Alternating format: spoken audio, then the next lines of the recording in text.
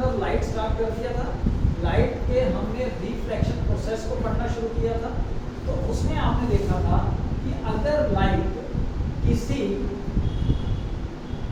Reflected surface से यानी कि हार्ड सरफेस से स्ट्राइक करती है, then it get reflect back into the same medium, back into same medium. तो इसको और डिटेल में समझने के लिए हम सबसे पहले स्टडी करेंगे मिरर्स। मिरर्स आप देखेंगे कि हमारे पास सिलेबस में दो तरह के मिरर हैं, एक प्लेन मिरर और एक curved mirrors. Curved mirror further दो टाइप के हैं, जिसमें से एक मिरर आपके सिलेबस में है स्फेरिकल मिरर, जो कि हम डिटेल में स्टडी करेंगे, और एक सिलेंड्रिकल मिरर्स। सिलेंड्रिकल तो हम पहले बात करते हैं प्लेन मिरर। देखिए आपको कल बताया था the best reflector is silver colour,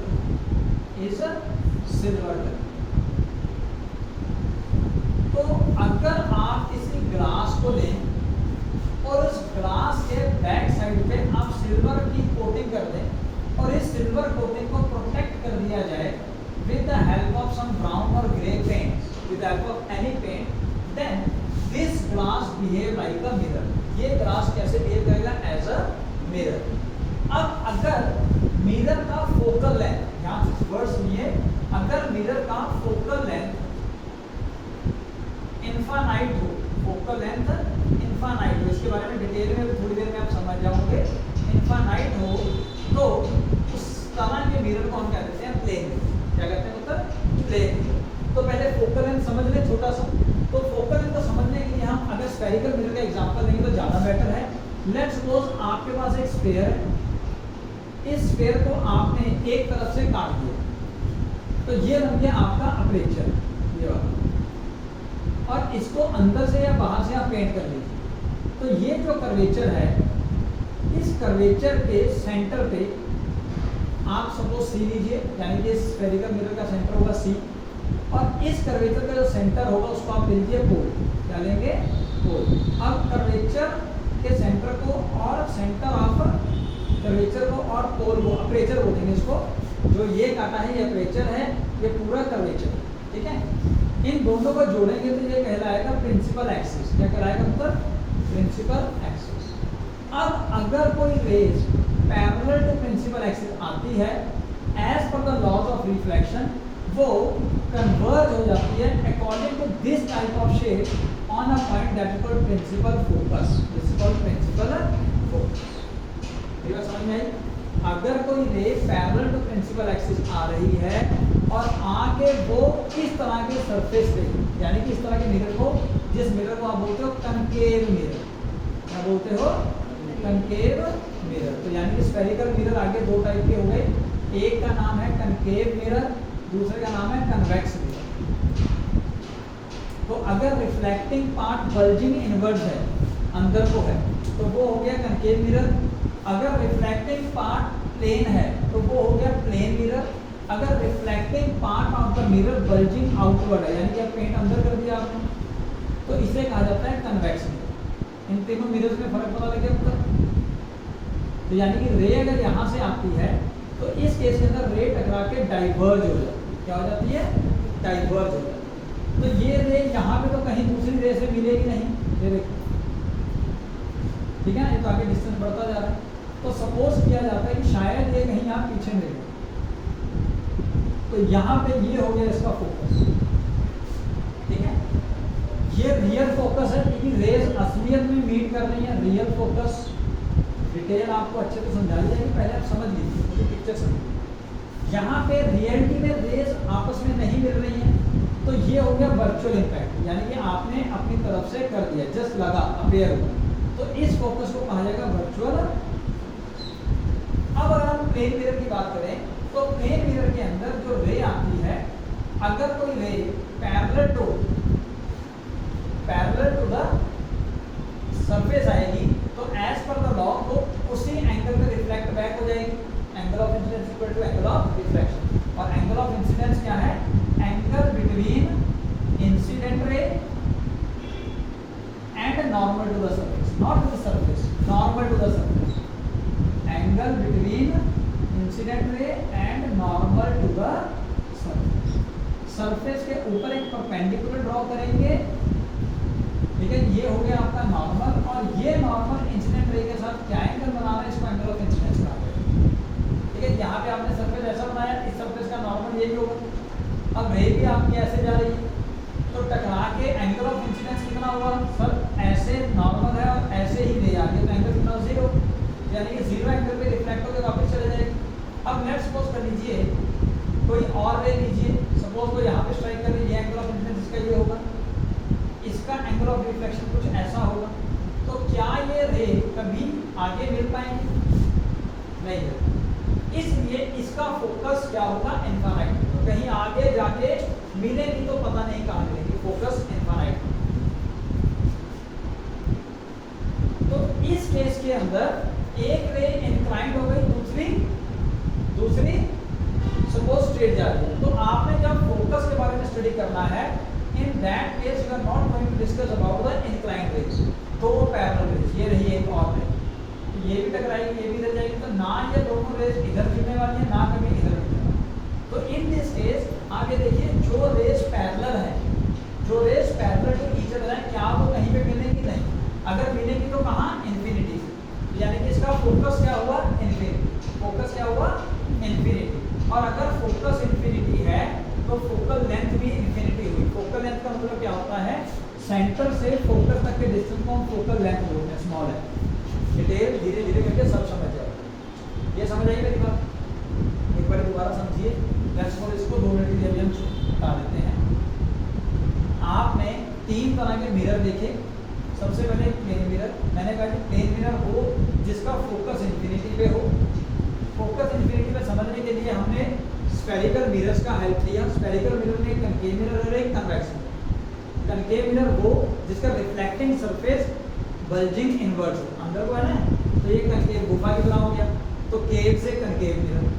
तो rays parallel to principal axis आई, तो कोई भी दो रेज अगर पैरेलल टू प्रिंसिपल एक्सिस आती हैं, वो टकरा के जिस पॉइंट पे कन्वर्ज हो जाती हैं उसे कहा जाता है प्रिंसिपल फोकस। क्या कहा जाता है? फोकस, ठीक है। तो कन्वेक्स कनकेव मिरर का प्रिंसिपल फोकस जो है वो रियल होगा, रियल फोकस। ऐसे हमने 2 मिनट के लिए वर्चुअल फोकस देखा for convex mirror.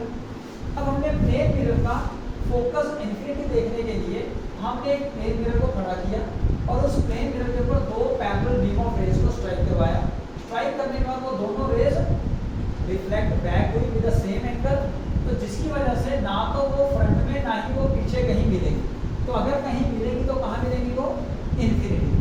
So this shows that the plane mirror has infinite focal length. Infinite focal length.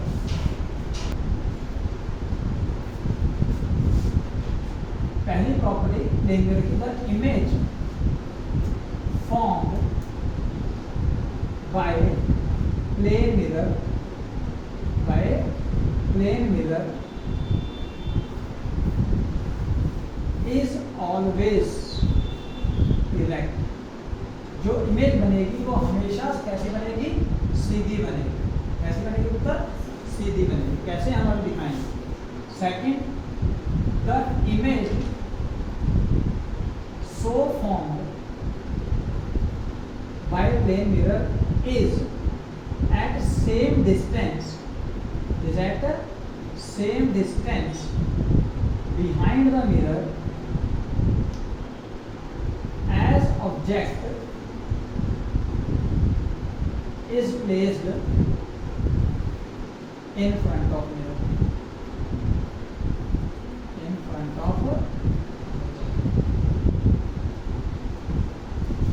ठीक है। और इमेज जो बनेगी वो हमेशा वर्चुअल बनेगी। Image is of virtual nature. Virtual nature मैंने आपको बताया था कि वो जो रियलिटी में नहीं इंटरसेक्ट होती, ठीक है। इन्फिनिटी फोकल लेंथ होगा, ये भी आप पॉइंट लिख सकते हो। The focal length of plane mirror is infinity. इन सारे पॉइंट्स को अभी हम एक एक करके देखेंगे। Fifth, the size of image is same as that of object, as that of size of object. तो जो इमेज का साइज होगा वो उतना ही होगा जितने आपके ऑब्जेक्ट का साइज होगा। प्लेन मिरर के ऊपर। Sixth and very important, the image form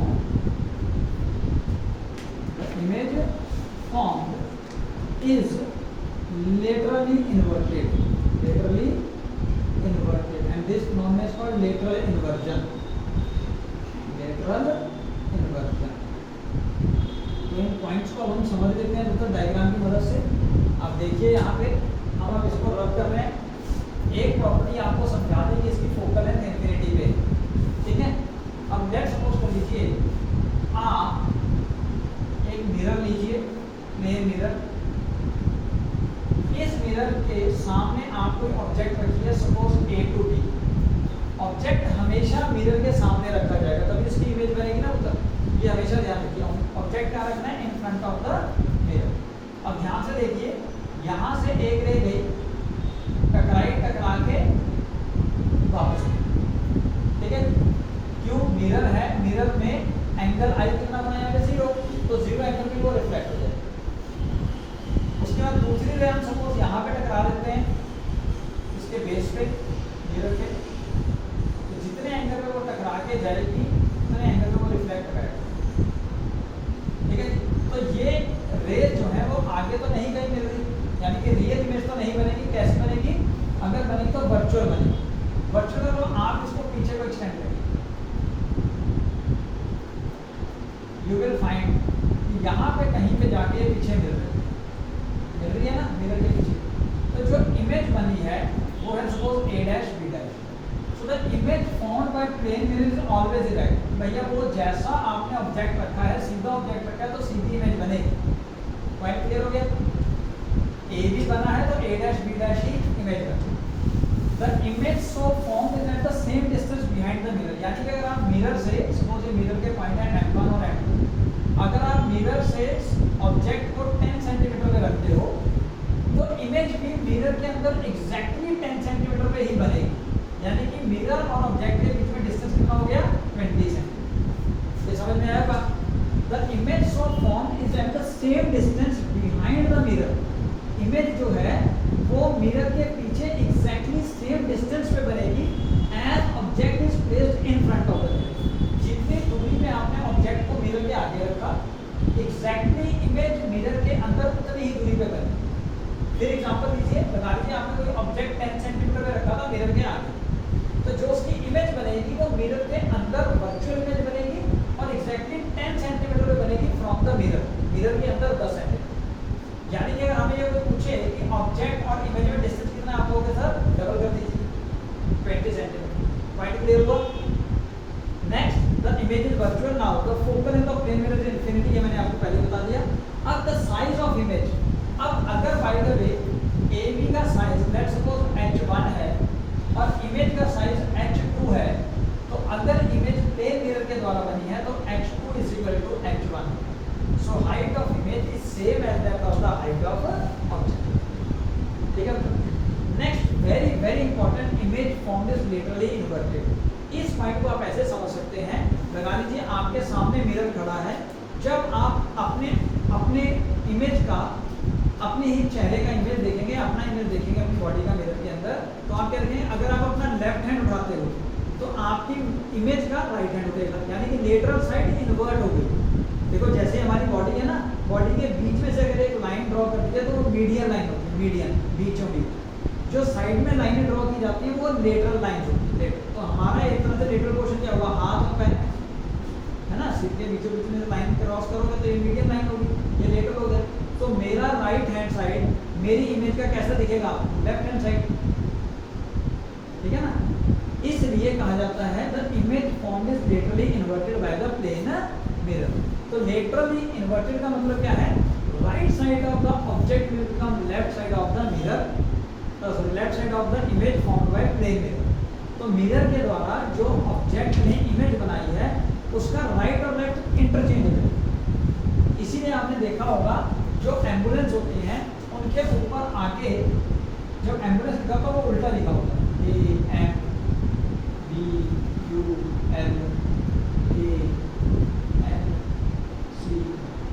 ऐसे लिखा। क्यों? क्योंकि जब इसको गाड़ी चलाने वाला अपने रियर व्यू मिरर से पीछे देखेगा तो उसको उल्टा लिखा हुआ सीधा नजर आएगा। पीछे से सायरन बजेगा तो वो एकदम देखेगा और स्टडी करेगा एम्बुलेंस और वो अपनी गाड़ी साइड में करके उसको जगह दे। So this is lateral inversion, very important. So what is lateral inversion?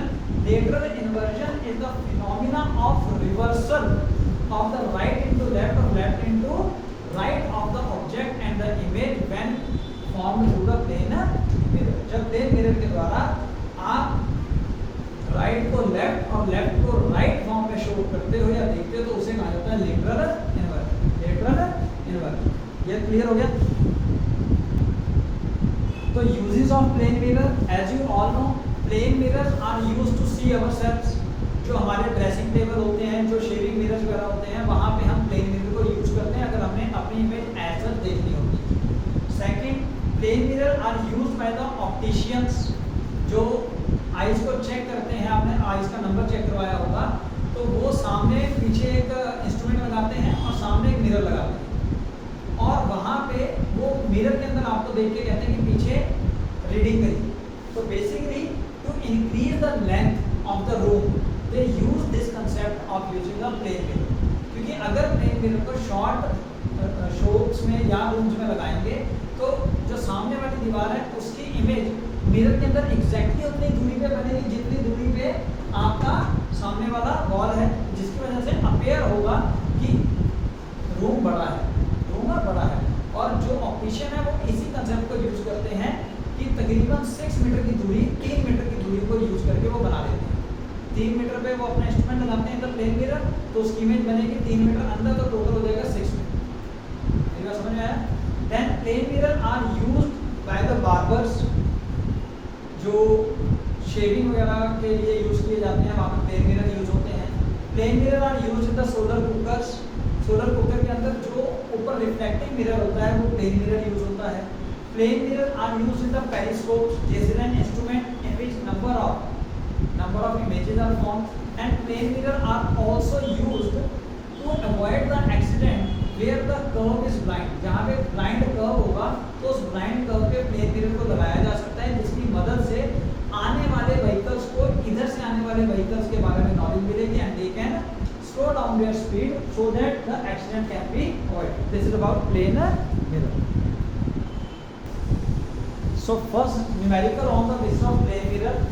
तो ये क्या कह रहा है कि a ray of light strike at an angle of 30 degree to the plane mirror which is inclined at an angle of 120 degree with the another mirror, mirror 1 और mirror 2. So you have to retrace its path. आपको इसका path retrace करना है, कहाँ कहाँ जाए। तो उसके लिए हमें लॉज ऑफ रिफ्लेक्शन याद रखना है। तो सबसे पहले यहाँ पे आपने क्या ड्रॉ करना है, नॉर्मल। ये टोटल एंगल कितना होगा, मतलब 90 डिग्री, ये वाला 90 में से 30 डिग्री गया तो ये कितना रह गया, 66। यानी कि आपकी लाइट यहाँ से रिफ्लेक्ट होगी at an angle of 60 degree, at an angle of 60 degree. समझ आ रहा है? अब यहाँ पे लाइट टकराएगी, again you have to draw normal है, यहाँ से भी आपको एक नॉर्मल ड्रॉ करना पड़ेगा और जिस एंगल पे लाइट आ रही है उसी एंगल पे रिफ्लेक्ट बैक हो जाए। बस आपको ये एंगल फाइंड करना। ये कितना हो गया, मतलब 30, ये 60 तो 30, तो ये कितना हो जाएगा 120 plus 30, again 30, triangle 180 degree, 120 plus 30 plus 30, नहीं समझ आया? ये 30 डिग्री, तो ये कितना रहेगा सर 60 डिग्री, तो जिस एंगल पे वो गिरा वो भी कितना है 60 degree. So this is the path of retracing, true line जो है this is the path of ray of light after reflection to the plane mirror 1 and the plane mirror 2। समझ में आया?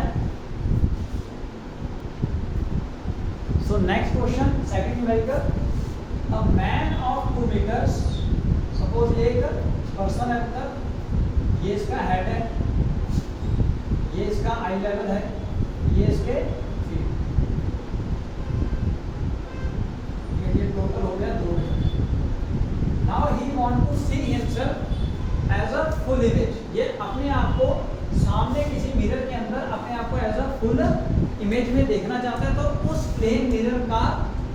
मिनिमम लेंथ कितना होगा for this purpose, for this purpose. आप बताइए कैसे करेंगे। सपोज ये रहा वो प्लेन मिरर सामने, पता नहीं बड़ा है छोटा है, पूरा देखना बड़ा बना दें,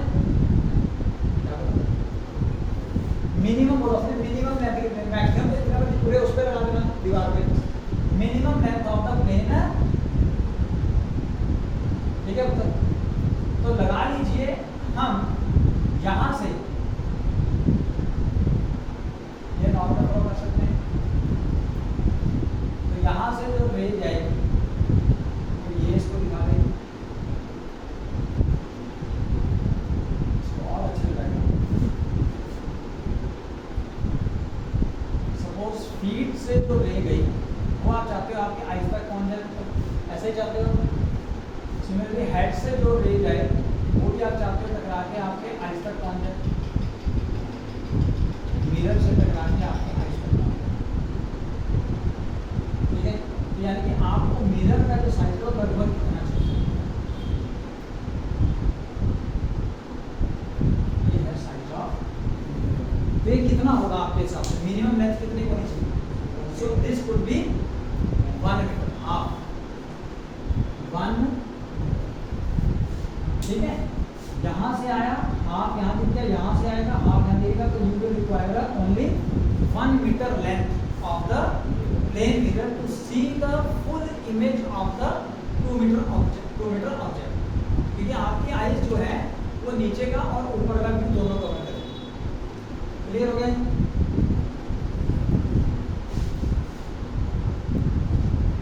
नेक्स्ट न्यूमेरिकल है थर्ड, वो कहता है कि if there is an angle between incident ray and normal, sorry, incident ray and reflected ray और incident ray जो कि एक प्लेन मिरर से रिफ्लेक्ट होकर गई है वो 60 डिग्री है, वो 60 डिग्री है, then what is the angle of incident ray make with the surface के साथ वो कितना एंगल बनाएगा, या फिर एन एंगल, क्वेश्चन दोबारा बनाऊंगा, angle between incident and reflected ray from the plane mirror 60 degree, find the angle at which the incident ray strike the mirror. यानी कि आपसे कौन सा एंगल पूछा अभी तक, ये वाला x, ठीक है। अब ये कैसे कैलकुलेट करेंगे, again by using laws of reflection. आप सेंटर में एक परपेंडिकुलर ड्रॉ कर लीजिए, मतलब तो ये जो 60 डिग्री एंगल इन दोनों के बीच में दो हिस्सों में डिवाइड हुआ होगा, ये 30 डिग्री है तो ये भी 30 डिग्री है, और ये पूरा एंगल 90 डिग्री है उत्तर, ठीक है। तो 90 डिग्री है, ये 60 डिग्री है, तो ये कितना हो गया 60 डिग्री, ठीक है, समझ में आया। ये एंगल 30 डिग्री, ये एंगल 60 डिग्री आपने मेजर किया बाय यूजिंग द लॉ